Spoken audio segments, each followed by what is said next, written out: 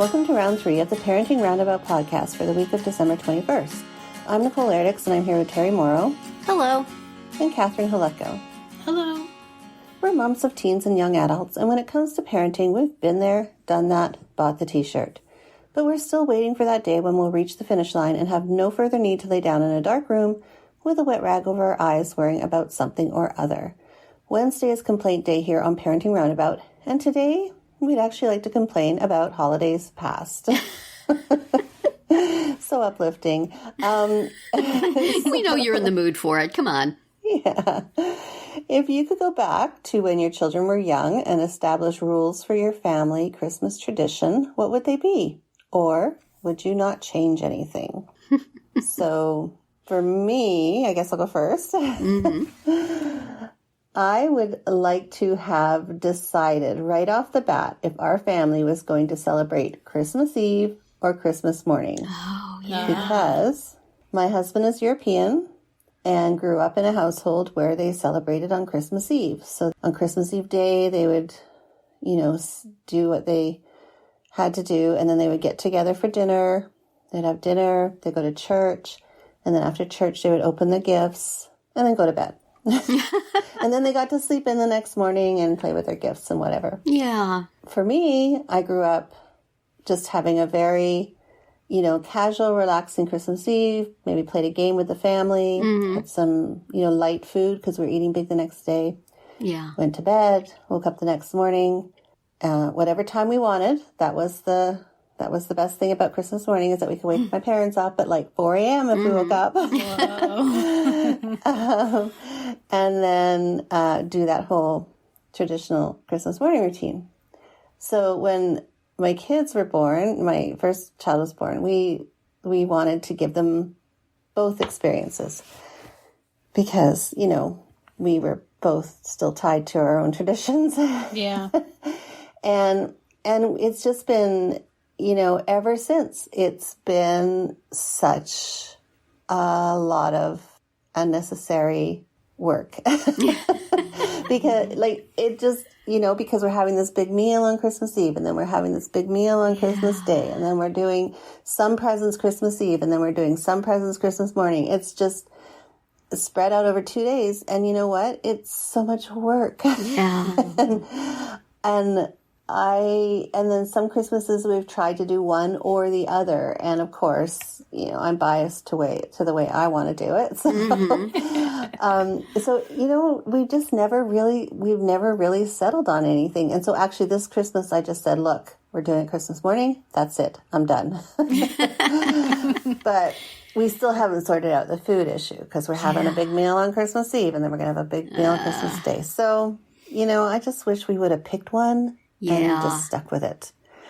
So that's my big thing. That's a good learning When are we going to experience. celebrate? When I was a kid, we did Christmas morning. That was our big thing. But we had some cousins who lived nearby who did Christmas Eve, and that was their big thing. And so we would go over to their house and, celebrate their Christmas Eve with them. And then the next day, everybody would come over to our house for Christmas. So I kind of got the two things, but it was no doubling of work for anybody. Right. As a kid, I'm like, sure, you want to do this present and eating thing twice? I'm there. Yeah. But I think for my mom, it was easier. She just did one day. Right. And then I think when in the early days of our marriage and having kids, I think we went to my husband's parents' house for dinner. And then the next day it would be either us or my husband's brother and his wife would have the Christmas dinner. And then eventually we got to a point where we just did the Christmas eating on our own and just gathered for gift exchange. And that was nice. I would have instituted that earlier. It was nice to have the little family time, and we would have chili. That was our Christmas dinner. Maybe that could have been instituted right away. And then maybe we could have phased out the getting together for gifts and just everybody stay at your house. If I had to name one tradition I wish I'd started early, it might be, family, extended family, pick a name. And not everybody get for everybody. Even the kids, not everybody get for the kids. I think, Catherine, you said your family did that, but then everybody got for everybody anyway. My husband's family did. It was comical. Like, they would just every year say they were doing it and then just totally not. Yeah. I mean, I would say a rigidly instituted gift exchange or no gifts at all. Because what would happen is, even back then, my kids had too much stuff and they were coming from nothing. So they didn't need a lot. And if they had too much stuff, then they didn't play with anything because it was so overwhelming. And a lot of times they were difficult to buy for because their developmental levels were not on par with their age and they had very rigid likes and dislikes. So we would wind up getting a ton of stuff that just went in a closet. And, you know, and it was just frustrating. So I really wish we could have just said, you know, if we're going to give everybody gifts, let's make a $5 limit. You know, bring me a candy bar from Walgreens and I will probably be happier with that than the $20 thing you were going to buy me. Just a limit on it because it's too much stuff. Yeah. Even amongst our family, I would feel like I had to get my kids a bunch of stuff and one item would be popular and the rest would go to waste. So if there could be ways of finding joy in the holiday without a whole bunch more stuff to put someplace, that'd be great. I don't think it would have ever gone over, but. Yeah, I was thinking mine would have been established that my husband and I don't get each other gifts. Yeah. Oh, yeah. Because he's just too hard to buy for. Yeah. Yeah.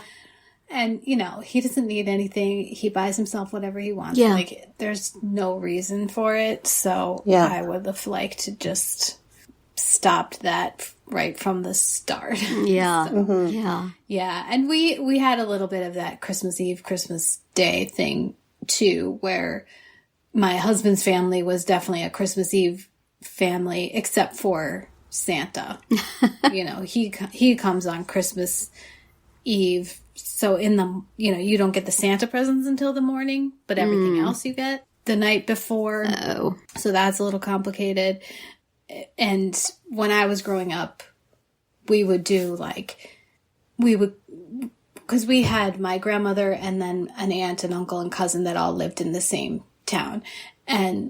But Christmas Eve, we would just go with my grandmother. So it would just be our family and my grandmother. And actually, she would make us dinner at her house. And then we'd go to church and go. And there was this street right by our church where the neighbors all did the 12 Days of Christmas, like big, like wooden cutout decorations. Uh-huh. Oh, wow. So we would always have to drive down that street after church. And then the next day we would have the gift opening with more people and, you know, a meal and everything. But as you said, Terry, it wasn't like my mom was doing everything. It was a little bit split up. And, you know, I mean, for us, when my kids were little, I just found it very difficult having to go between the two sets of grandparents, neither of whom were local.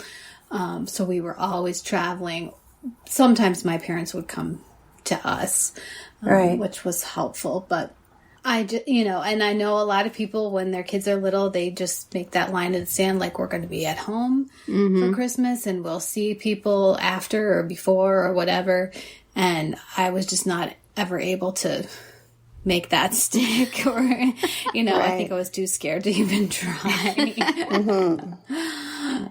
Because, you know, my mother-in-law would have been absolutely devastated. Like, it was bad enough if we were with the other parents. You know, it was it was hard. So, yeah, I that would be my fantasy, but I just don't see it. Yeah. I just don't see how we could have done it. Yeah. You know, and, you know, we'd be flying in December and there would be, you know, snowstorms and, jeez. You know, you're stuck in an airport and you don't know if you're going to make it in time. And, you know, you have to ship everything or pack it in your luggage. Like, it's just painful. So much stress. Yes. It shouldn't be stressful. Yeah. Yeah. So it was definitely, you know, as my kids got older, it got easier for sure. Yes, it was challenging. Yeah, it's on a very small scale, but A tradition we had when I was growing up that I think I've mentioned here before, that I wish I could have found some way to do as an adult. I don't think I thought about it when my kids were little and everything was all crazy, but we used to have a friend of my mom's who would bake these Christmas, I think it's called a stollen. It's like a cake with a little bit of icing on it. It's kind of a flat, long, loafy cake with fruit in it. And every Christmas morning, we would get up and open the door, and there was Mrs. Harris's stollen sitting on the stoop. And it was our Christmas morning treat while we opened presents. And it was so special. And I don't think I ever appreciated it quite enough, because now, I mean, super de duper, I would like to open my door and find a delicious cake from somebody I knew and trusted. That'd be awesome. But if I could have found a way to be that person, I don't think people do that sort of thing anymore. And it's certainly, I don't live in the neighborhood with friends where you could just drop something and I don't think anybody would eat something that turned up on their doorstep these days. Right. But, you know, if I could have found a delicious baked treat at some purveyor of treats and mailed them to my friends and they would have been happy to get them, that would be a neat thing, wouldn't it?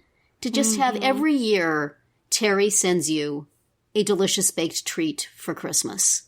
Right. That's the kind of gift I could get behind. I wished I had thought to make that tradition. There's no way I'm ambitious enough to do it now. And people would say, what are you doing? But, you know, when my kids were little, if we could have like baked cookies and brought them around or had some, I mean, I make pumpkin bread. I should have given pumpkin bread to everybody. I don't know. I wish I had set that tradition so that I was in the habit of doing it now.